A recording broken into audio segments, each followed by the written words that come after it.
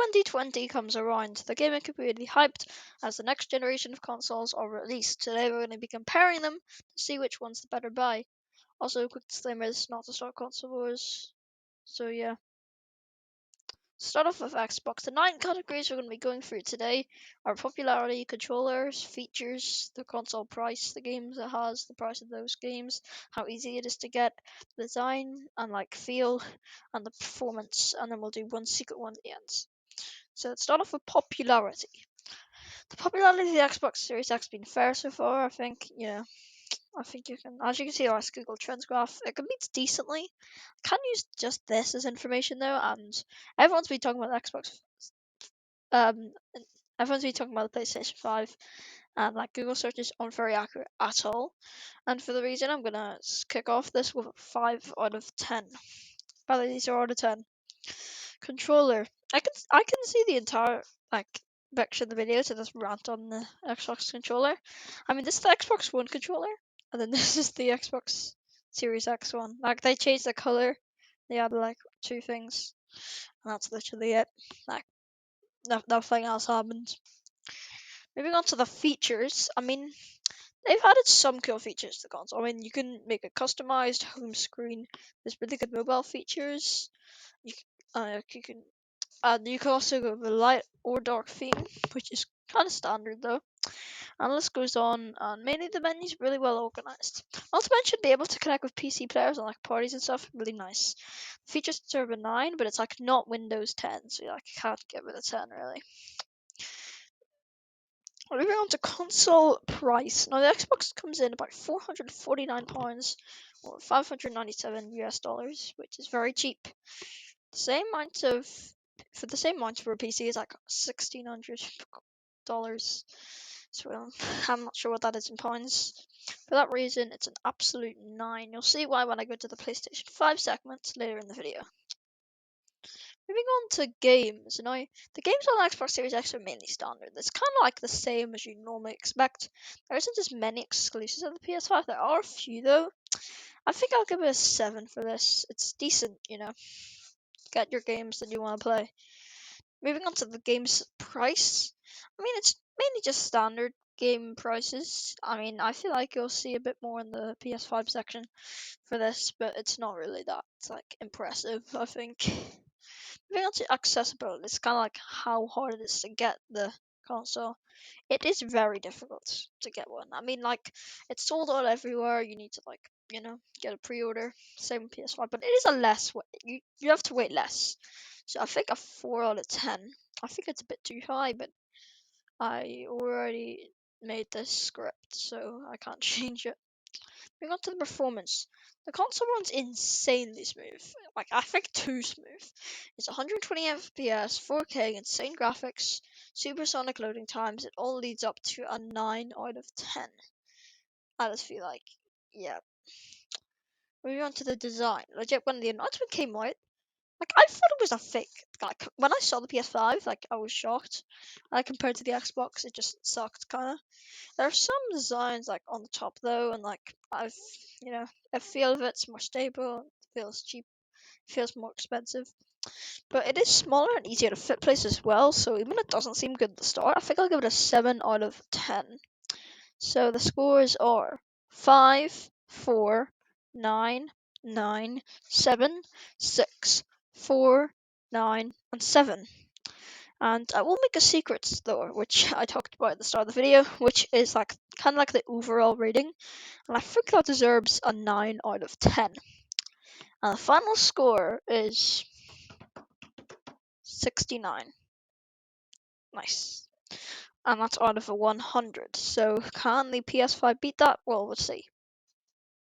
The same 9 categories plus the one that I already revealed will be brought up for the PS5 as well.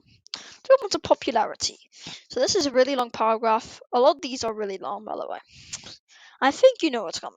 Literally, I think the PS5 could be the most hyped console of all time. I'm not saying that without any knowledge. I know how hyped the PlayStation 1s and 2s were. They were insanely hyped. I think the PlayStation 1 absolutely was crazy. And then the PS2 in comparison was crazy.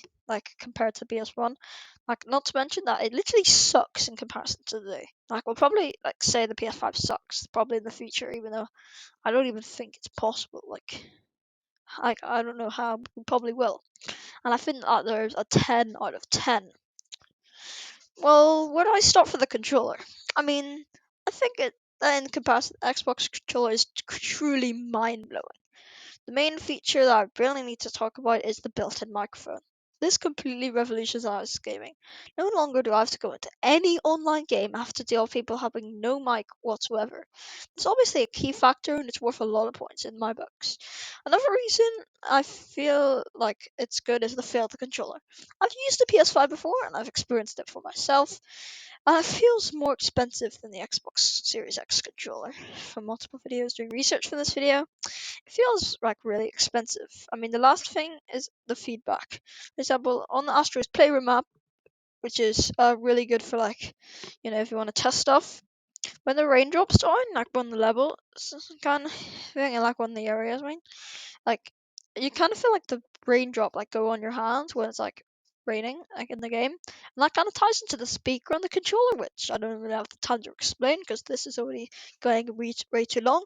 So I think this is a definite 10 out of 10, and it's a really good start for PS5. Features. Now, there are some really good features for the PS5.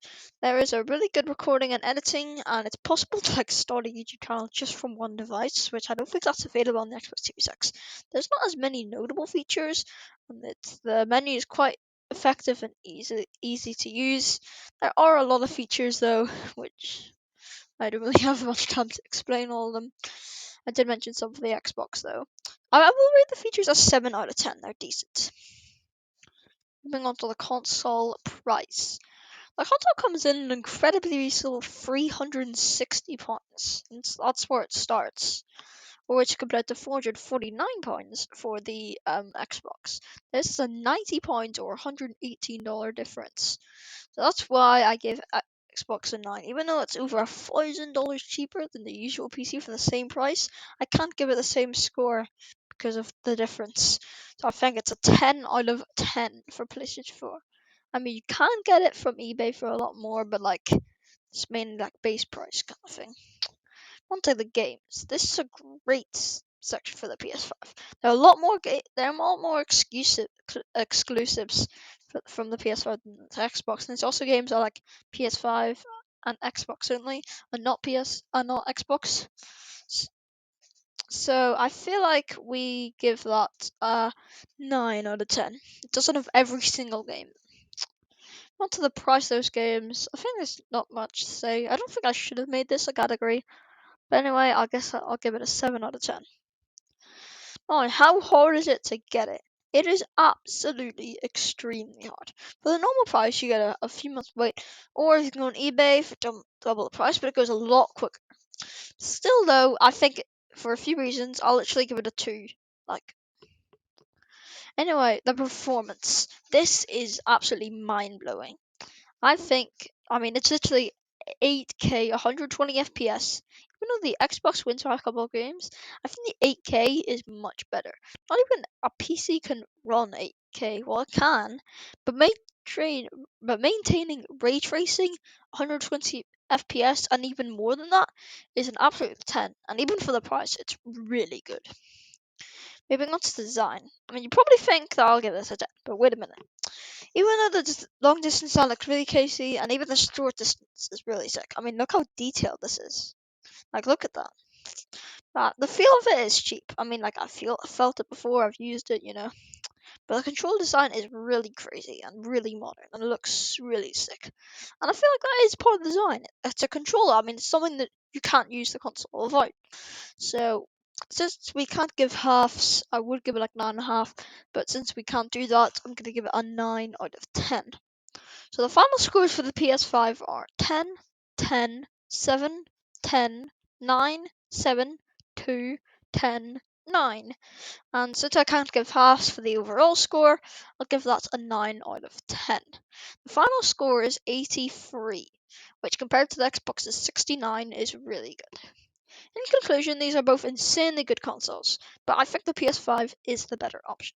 Thanks for watching, and I hope you enjoyed the video.